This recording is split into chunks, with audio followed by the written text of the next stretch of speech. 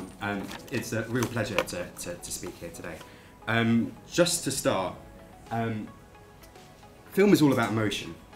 Now, I started working in children's television, and I honestly never thought that I would be working in corporate film. I started as an actor. I worked in lots of different television shows. But what binds all these things that sound very different on the surface together is the fact that it's, at the end of the day, all about emotion and compelling messages. Here's a quote. Film has the power to speak to the heart as well as the head. It brings ideas and information, people and places to life. So if you can come up with an idea that touches you both emotionally and as well as in the head, then it's a real sweet spot. Here's one stat that sticks with me. 64% of marketers see video as the most difficult content to create because there's so many things to consider when you're making a film. Not only is it are you focusing on the messaging, it's also to do with the logistics and all the other considerations. Who are we talking to and what are we trying to say? Once you've determined who you're talking to, which is the exercise you've just done, the next thing is to work out exactly what you're going to say to them. People want to be entertained, they want to educate others, they want to make sense of the world, but importantly, and I think especially importantly for NGOs, it's to make a change. Now, as Patrick said earlier, the idea is for people to proactively be making a change of the result of your film. So how do you find a good story? Quite often I sit with the brief or the material and turn it over in my mind.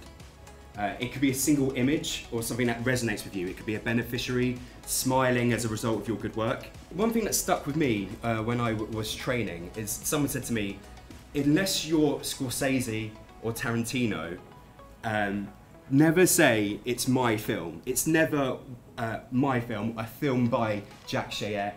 It's our film. Film's collaborative. There's so many different people that work on a film. That could be the initial writer, the cameraman, the director, the producer. It's a collaborative process, so always be open to ideas. So bounce ideas off each other and don't be precious about those ideas. The main thing, where does it touch you emotionally? What does it make you think? What does it make you resonate with as a person? Does it engage you? Does it excite you? Does it challenge you in any way? And if it doesn't, then why are you making this film? Short form content is king. 30 seconds, 60 seconds, 90 seconds. If you can get that message in a really short and emotive and impactful way, it will really make a difference. But there are advantages of having a documentary. You get to tell a full story, you get to see, in this example, you get to see someone from start to finish and see a real story come to life. Animation's another route. Animation is great for something more conceptual.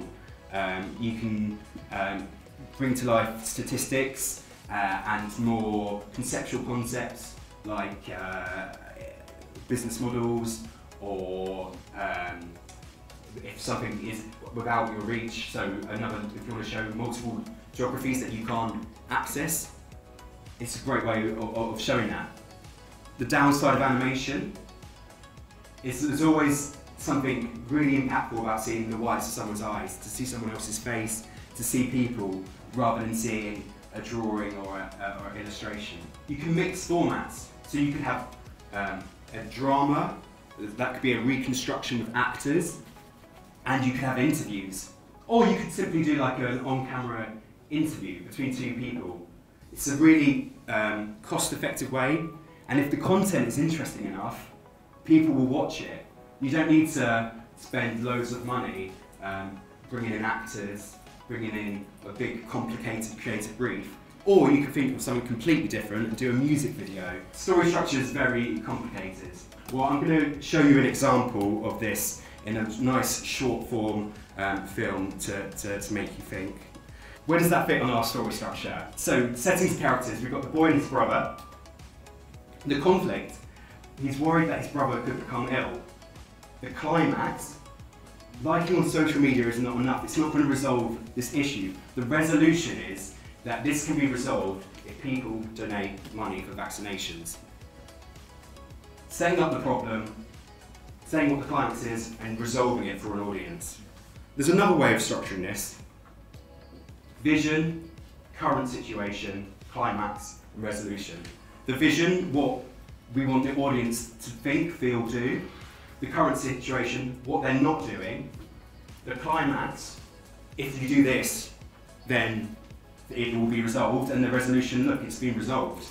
Let's speak of that in the context of a well-known film, Lion King. Vision, Simba will one day become king. Current situation, well, Scar's murdered his father, he's brought in all his hyenas, the Pride Rock is completely desolate. The climax, Simba must go back and face his demons and defeat Scar. And the resolution, he becomes the Lion King. I think changing tone can have a massive effect. It's something that we play on quite a lot, and on our other films, not the NGO films, but starting a film, one tone. This is really negative. Look at the situation, and then suddenly flipping it.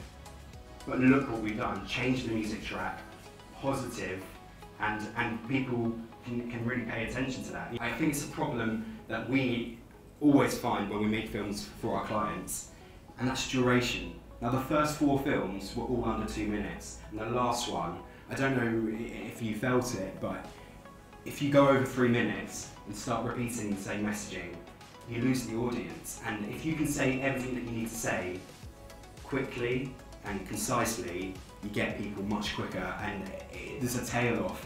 And as beautiful as the shots were and as compelling as the messaging was, if you say too much, you end up saying less.